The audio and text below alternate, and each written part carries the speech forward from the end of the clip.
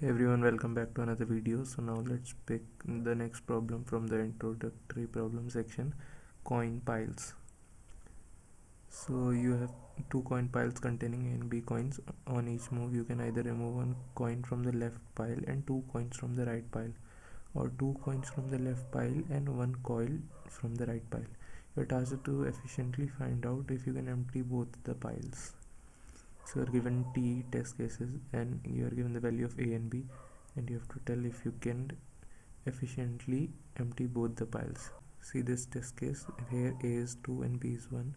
So you will pick two coins from the first pile and one coin from the second pile. This is one operation only. This is a combined operation, that you will pick two coins from the first pile and one coin from the second pile. This is one combined operation, and the second choice of operation which you can do is you can pick one coin from the first pile and two coins from the second pile. So this is another operation which you can perform.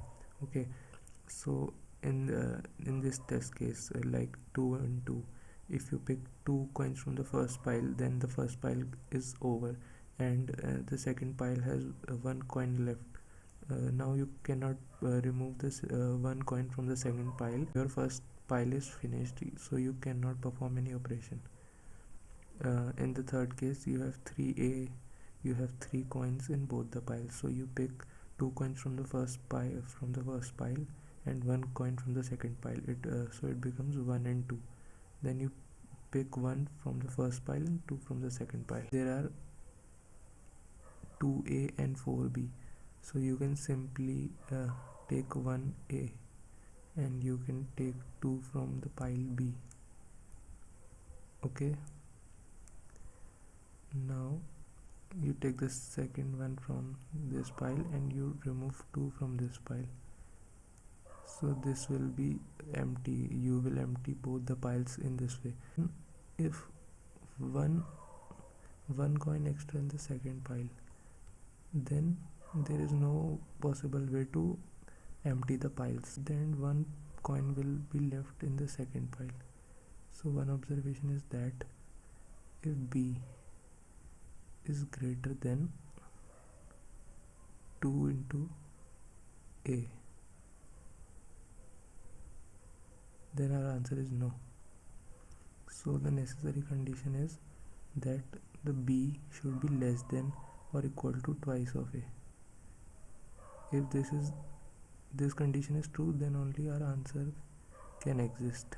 Now let's see the second condition. There are two types of operation, like you can pick two coins from the first pile and one coin from the second pile. You did this operation X times, like this operation of picking two coins from the first pile A and one coin from the second pile B.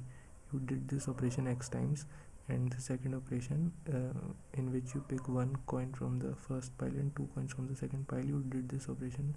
So you will form these two equations. If we consider this operation, we perform this operation X times and the second operation Y times. So A is equals to 2x plus y, A coins is equals to x plus y, and B is equals to x plus 2y. So now if you add these two equations, adding these two equations, you will get A plus B is equals to thrice of x plus y. So our second observation comes from this equation, A plus B by 3 is equals to x plus y, because we have considered x and y by ourselves. So in the right side it will be a complete integer, a complete whole number. So to get this, A plus B must be divisible by 3. So this is our final condition, and the second condition is A plus B should be a multiple of 3. So we will check if A plus B percentile 3 is double equals to 0, and the first condition was that B should be less than equal to twice of A, where B is the greater number.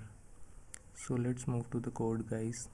So we have to take t-test cases,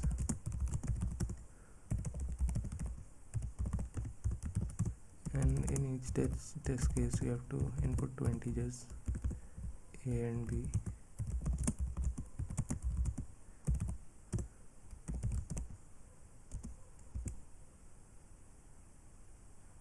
Now we are storing the greater element in B. So if A is greater than B, so we will swap A and B, because we are storing the maximum in B.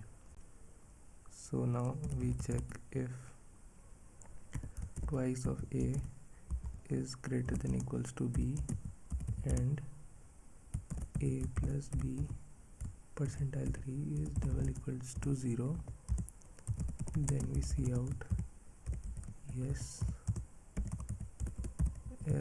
else we see out no,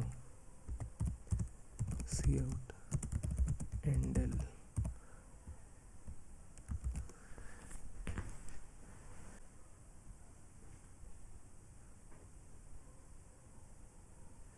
Yeah, so this was all for this video. Thanks, and make sure to subscribe to the channel. See you in the next video.